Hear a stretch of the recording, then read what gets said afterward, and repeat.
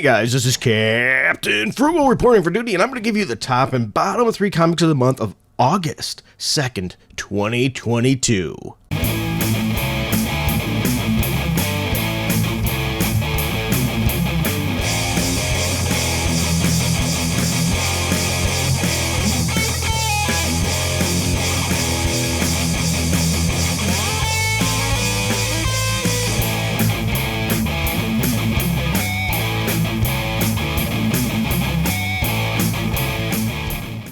Alright guys, I have my normal paper pad. Hear that? With all the notes. I'm going to give the top and bottom comics of the week and then the ones in the middle, if you will. Let me see here. How many did I read this week? 1, 2, I'm counting a lot. 3, 4, 5, 6, 7, 8, 9, 10, 11, 12. I got 12 books to review here, so I'm going to give you the top, the bottom, and the in-between. So today, let's mix it up. Let's start with the bottom today, because usually I don't know, I'm all over the place. Sometimes I start with the top, sometimes I go with the bottom. Today we're going to go with the bottom. So my number 3 at the bottom. And by the way, just because they're at the bottom doesn't always mean they're all bad. Sometimes I get a good week. This week was a pretty good week, actually. Pretty strong week. But that doesn't mean that there isn't a dud in there. All right, so let's go. Number 3, G.I. Joe, Real American Hero, issue number 296. Once again, that's G.I. Joe, a Real American Hero, issue 296. I gave that issue a 7.01. You know, IDW will lose the G.I. Joe franchise to their comic book soon. And my question then would be, will this issue be enough to keep readers to continue reading until the end? I don't know. I think they're ending at issue 300, but I could be wrong there. It's going to be interesting to see where the G.I. Joe series goes from here. I've read all these. I've read the complete series. I read it when it jostled to other different companies and things like that. Overall, the book has been okay, but the art's been a little bit weaker lately in this book. And, you know, it's G.I. Joe. You get the mind control, a lot of on Snake Eyes. And the thing is, it's interesting is, are we going to get the original Snake Eyes back in a way? Might be a clone or something of them. Are we going to get that reverted back? Because if you haven't been following the series, they killed off Snake Eyes. So will we be getting him back? I don't know. Only time will tell. All right, let's go to number 2. This one was Spider-Man 2099 Exodus number 5. I gave it a 7 out of 10. You know, I was really excited when I originally seen it. It's going to have X-Men 2099. Because once again, I read that series as well. I read all the 2099 series. And, you know, it was a good throwback in that regard. It's like, oh, cool. You know, I like it when they throw the 2099 characters in, sort of, you know, recognizes the established universe rather than just banking on the most popular character. But there's some negatives too. I really was not a fan of the art in this book. Just wasn't for me. Didn't care for the art style. It was okay action too, and the story's continuing to show progression. So once again, a Spider-Man 2099 Exodus number 5, a 7 out of 10. And then the bottom of the barrel. Woo! And this one, wow, this one really fits the bottom of the barrel. It was Spider-Punk number 4 out of 5. It's a 5-issue miniseries. In my opinion, it's 5 issues too long. I gave this a 5 out of 10. I mean, what do you think of the art style in this book? If you've looked at it, I just can't get into it. I know some people like it. I do not like this art style. It just doesn't do it for me. And I also notice the evil monument there. I hate it when comic book writers have to shove their political views in your face. And I think they thought they were being sly, even though the statue wasn't of Abraham Lincoln. Instead, the statue was, of course, of Norman Osborn. And I understand it's not the traditional universe. It's a you know, variance. But, you know, come on. This writer really loves to try to shove things in your face. I think it's, you know, once again, it's a different universe, but it just doesn't do it for me. The dialogue in this book is absolute crap. It's terrible. Reading the dialogue is like running sandpaper across your weenie. It's just going to tear you up and piss you off. So I would say definitely stay away from this. I would, once again, sandpaper against your weenie is better than this. Right? All right. So with that said, let's go to the top 3. And then I'm going to just go really quickly over the ones in between. But, you know, before I go to the top 3, I just want to take a moment to say thank these people right here. Without these people, this channel would not be possible. They help with our Patreon, Subscribe Star. They help fund this channel because this channel is completely self-funded. self-funded. I do not monetize with YouTube. I have issues with YouTube, and I think they have issues with me too, because of my viewpoints on certain things. So without these people, this channel would not be here. And I want to say too, these people don't necessarily agree with all of my opinions on things either. That tells you how of a stand-up group of people these are. They realize people are going to have different views, and that's okay. We can still get along, and I think that is an amazing thing, and these are amazing people. So once again, if you want to help the channel, like, subscribe, hit that notification bell, and if you don't mind, if you want to help out the channel, subscribe star. We have a Patreon, or even a one-time with a Streamlabs link down below for a one-time donation, or even merch. So with that said, I blabbered enough on this. Let's get into the top 3.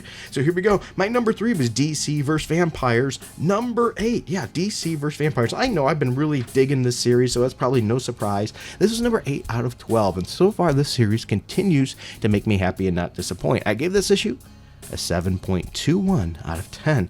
I think the story continues at a decent pace throughout this, and the art, though, could be better. The comic took a little bit of hit in the art department, but I like in this series where no one is really safe. You don't really know the direction it's going to go. Once again, this was DC vs. Vampires, number 8 of 12. I recommend.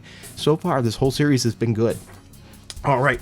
So now, with that said, my number 2 was Dark Crisis. Number 3, once again, it's Dark Crisis. Number 3. Once again, another good issue from DC. DC did good this week, I think here. I gave this issue a 7.8 out of 10. Once again, that's a 7.8 out of 10. You know, it's a very interesting issue. I liked it. It has good pace. The art is solid in this issue, and the story keeps you interested on what's going to happen next. So I'm definitely enjoying this series. Once again, Dark Crisis number 3 out of 7, a 7.8 out of 10. And now the number one. And this one I think is a very, very strong number 1. And it was Batman issue 126. I gave this issue an 8.5 out of 10. And if anybody that's been watching these, you know, to be in the 8s, your book has to be really good. So I find it is nice seeing Tim Drake actually standing up for himself as his own hero in this issue. This is Tim Drake written well, rather than the Tim Drake we've been seeing a lot lately. If you've read Tim Drake's comic books, the Robin comic book series from the past, you know that Tim Drake has guts, he has brains, he has some brawn. This is the Tim Drake that we want. At least this is the Tim Drake that I want. It was great. He's not afraid to stand up for himself and do what is right. And he doesn't seem wimpy like we've been getting a lot. Also, this has an epic Nightwing moment in this book with him on his motorcycle. It was a great panel. I love seeing it. It is a well-written issue of the Batman family. You get to see the Batman family working together as they should, and in a way that makes sense. Great writing there. It's a great, in my opinion, this is a great starting point for readers. If you haven't been reading Batman, maybe you left because of a crappy writer previously, you know what I'm saying? This might be the time for you to hop on. This was, I think, a great starting point. And Catwoman's story also in this was okay. I think I would have given this book a higher score, probably a 9, if it had not been for the Catwoman story. And don't get me wrong, the reason I say this is because that took away from the Batman story. We had less pages. The Catwoman story is not bad here in any way whatsoever. It's an okay Catwoman story, but the Batman story was just that strong. Once again, 8.5 out of 10. I think this is a must-have issue. So now, let's hit that in-between section, okay? These are ones that didn't make the top or bottom. First one, I just go through these really quick, was Batman Beyond Neo Year, number 5 out of 6. I gave it a 7.12 out of 10. The art was good. The story's a bit slow for my liking. The story's a bit of a filler issue, if you ask me, and a build-up for issue 6. So sort of like a padding for the trade. You know, I just didn't have a whole lot really to add to the story, but sometimes comic books do that because they got to make so many issues to pad out for that trade when they release it, especially when there's, you know, a whole self-contained story like we have here. All right, another one, this one sort of saddened me because I was hoping for better on this one, was Batman Killing Time, number 6 of 6. I gave it a 7.14 out of 10. The ending was decent.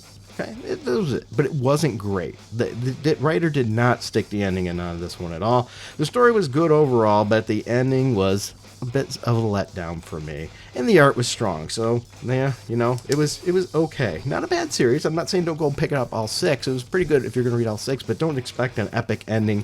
It just sort of flopped on that, in my opinion. All right, the next one is Flashpoint Beyond, number 4 of 6. I gave this a 7.15 out of 10. The mystery continues to unfold in this series, and the art is good, and the pacing seems to be good, enough to keep you always wanting more. You turn to the next page, and you get just enough coming in to keep you hooked. So another good issue, 4 of 6 so far. I say this is a read. This is definitely a pick up and read, but who knows, it could tank in the last 2.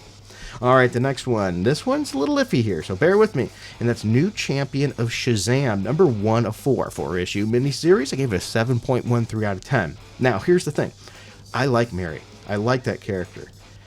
But I hope this is not going to be the end of Billy. It just seems like, once again, this is a let's push the old established characters aside, make room for the new, feminism and whatever switches we do to gather attention. I hope, and I really hope this is not the case. Because if you're not familiar with the Shazam series, they sort of put Billy away for a while. Okay, if you will. Could be forever the way they did it. Who knows? And so once again, I hope this is not an agenda book. If this is an agenda book, this book has potential to mess up the whole Captain Marvel / Shazam world. It does. It has a lot of on the balance. I like the Shazam family or Captain Marvel family. I like the original Captain Marvel. I like Mary Marvel. And I think this is sort of cool because now the family, he passed his power on, if you will. So now she's got more powers. And that's like traditional comic book trope that they like to do is, when they replace the character with a legacy, with the new character, they always got to make him more powerful. And that's what they did right away here. She's, power level of his. And I get that to a degree, especially since she's not with the entire family. I get that. And I like the Mary Marvel character, but they put her in college now. So there's a lot of room for agenda here. And so we got a little bit of it on issue 1. Let's hope that it doesn't permeate and continue through the series. All right, next one that I read was Ghost Rider number 5, and I gave this a 7.2 out of 10. Yeah, 7.2 out of 10. Strong issue. It starts with a panel that I think the first 2 pages were rough. That hurt this comic book. The paneling was very hard to get the flow of how you were supposed to read it. And that's a flaw in the artwork sometimes when you can't figure out where am I supposed to read. Am I top down, top to the right? It was a little goofy there, to me anyway. Maybe you found it simple. To me, I thought, how am I supposed to follow this for the first few pages? So it made it a little rough. But then I enjoyed the rest. There's a motorcycle race in it, which is pretty cool. And you get Wolverine in this book too. It's pretty good. It's pretty cool. Heck, he's even got a little bit of Moon Knight in there, but not really much there. Just throwing him in there for probably the sakes of having him on the page and the television show for popularity purposes. But pretty good issue. I'm enjoying Ghost Rider. All right, the next one is Moon Knight number 14. I gave it a 7.16 out of 10. Another good issue of Moon Knight. I really like how it's focusing on the character. On this and the action, everything. This has just been a pretty solid book. If you haven't been reading Moon Knight, you might want to check it out. I've really been finding this book to be a fun read. Couldn't really go too wrong with it so far. Hopefully it won't spin out into disaster and it continues to be a good book. Well, there we have it, everybody. Those are the books I've read. What should I have read? What do you disagree with me with? It's okay to tell me down below. I'd really like to know your thoughts on the Shazam book, though. I really would like to see it. Do you have hope this is good? Do you like that character?